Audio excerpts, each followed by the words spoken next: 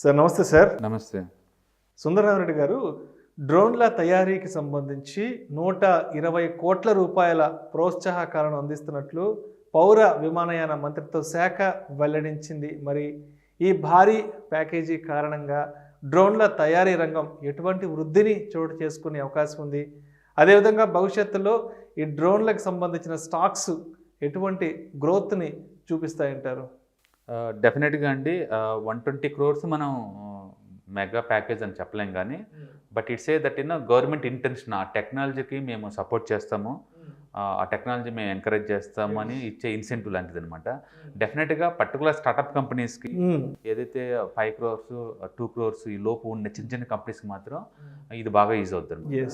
Already ఈ ఏరియాలో leading companies like aeronautical engineering కావచ్చు, లేదా పరాస్ డిఫెన్స్ కావచ్చు, లేదా జెన్టెక్ కావచ్చు, DCM శ్రీరామ్ కావచ్చు, రతన్ ఇండియా కావచ్చు, even food delivery companies like Swiggy, Zomato, వీళ్ళందరూ కూడా ఆ ఏరియాలో అగ్రెసివ్గా వాళ్ళు పార్టిసిపేట్ చేస్తున్నారండి. ఇంకా చాలా కంపెనీస్ అంటే ఈ డ్రోన్ స్పేర్ పార్ట్స్ తయారు చేసే కంపెనీస్ కావచ్చు, లేదా సాఫ్ట్వేర్ బిల్డప్ చేసే కంపెనీస్ కావచ్చు, లేదా కంప్లీట్గా డ్రోన్ సొల్యూషన్ అందించే కంపెనీస్ కావచ్చు. ఇవన్నీ వీటన్నిటికీ డెఫినెట్గా ఇది ఒక మోటివేషన్ లాగా ఒక స్టార్టప్ కంపెనీస్కి ఒక క్యాపిటల్కి బాగా యూజ్ అవుతుంది. డెఫినెట్గా ఇవాళ రిపోర్ట్లు ఏంటంటే ఈ మ్యారేజెస్ కావచ్చు, సెలబ్రేషన్స్కి, ఈవెంట్స్ కావచ్చు, లేదా ఇన్వెస్టిగేటివ్ జర్నలిజం, లేకపోతే మినీ ట్రాన్స్పోర్టేషన్, ఓకే, దానికి కావచ్చు, లేదా జియోమాపికల్ మ్యాపింగ్ కావచ్చు, అగ్రికల్చర్ కావచ్చు, చాలా ఏరియాల్లో వీటిని బాగా టూ మచ్గా వాడుతున్నారు అనమాట. అందుకని ముందు రోజుల్లో ఈ సెక్టర్ డెఫినెట్గా గవర్నమెంట్ ఎంకరేజ్ చేస్తుంది అండ్ లాట్ ఆఫ్ ఎంకరేజ్మెంట్ చేసింది అనమాట. ఈ మెసేజ్ ఏంటంటే వెరీ క్లియర్గా ఇప్పుడు ఇంతకుముందు వాటి ప్యాకేజ్తో పోల్చుకుంటే ఈ PLSA స్కీమ్ ద్వారా ఇప్పటివరకు గవర్నమెంట్ అన్ని సెక్టర్స్ కలిపి దగ్గర 2 లక్షల కోట్లు కేటాయింపు జరిగింది. వాటితో పోల్చుకుంటే చిన్న మొత్తం అయితే అయ్యి ఉండొచ్చేమో కానీ, బట్ మెసేజ్ వెరీ క్లియర్ అనమాట. మేము ఎంకరేజ్ చేస్తాం ఈ సెక్టార్ని అన్న చెప్పకే చెప్తుంది అనమాట. సో ఈ స్టార్టప్ కంపెనీస్కి మాత్రం డెఫినెట్గా ఇలాంటి థింగ్స్ వల్ల ఏంటంటే ఒక మోటివేషన్ లాగా ఇవాళ రేపు కనుక చూసుకుంటే ఈ రూపీ కావచ్చు, UPI పేమెంట్స్ కావచ్చు, అంటే గవర్నమెంట్ కూడా ఇంత పెద్ద ఎత్తున భారీ ప్రాజెక్ట్స్ని ఎంత ఎఫిషియన్సీగా ఇంప్లిమెంటేషన్ చేస్తుంది.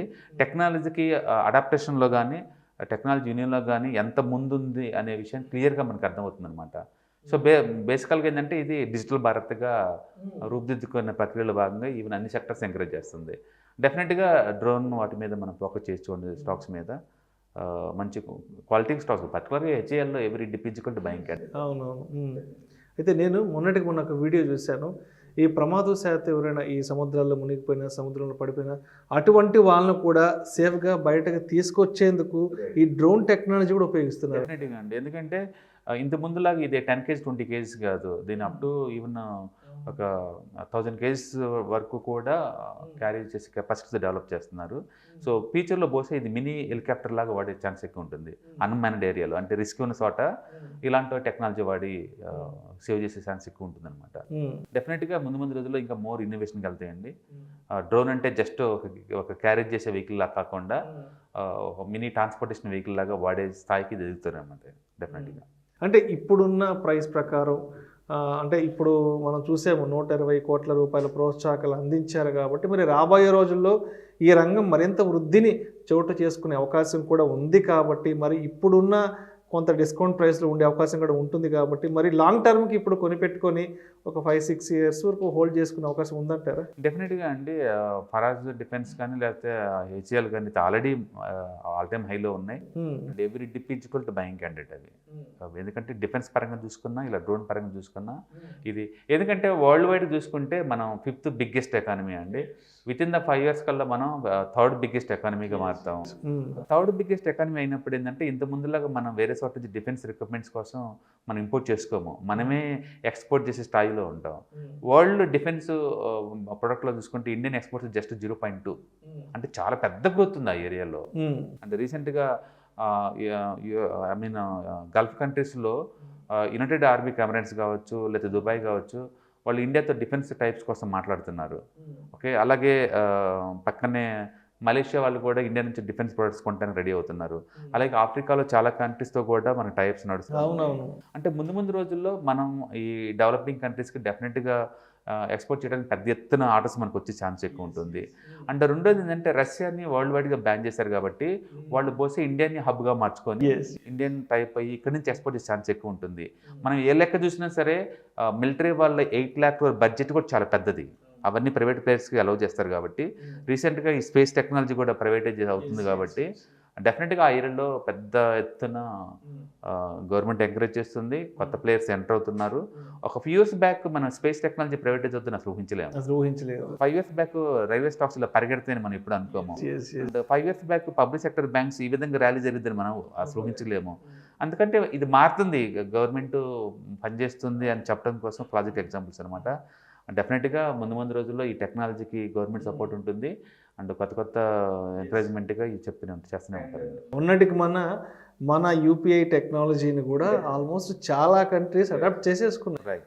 అంటే 2016 తర్వాత ఈ నోట్ల తర్వాత యూపీఐ అనేది మనం కంప్లీట్గా వాడడం జరిగింది కదా. అంటే దీన్ని కూడా తీసుకోవడానికి పెద్ద ప్రపంచ దేశాలు ఇవాళ మన దేశం వైపు చూస్తున్నాయి. ఈవెన్ ఆర్బీఐ కూడా బ్లాక్ చైన్ టెక్నాలజీ ఇన్వాల్వ్ అవుతుందంటే వాళ్ళు చెప్పకనే చెప్తున్నారు, మేము డిజిటల్ ఇండియా మేమే దగ్గరుండి లీడ్ చేస్తామనే విషయం చెప్తుంది.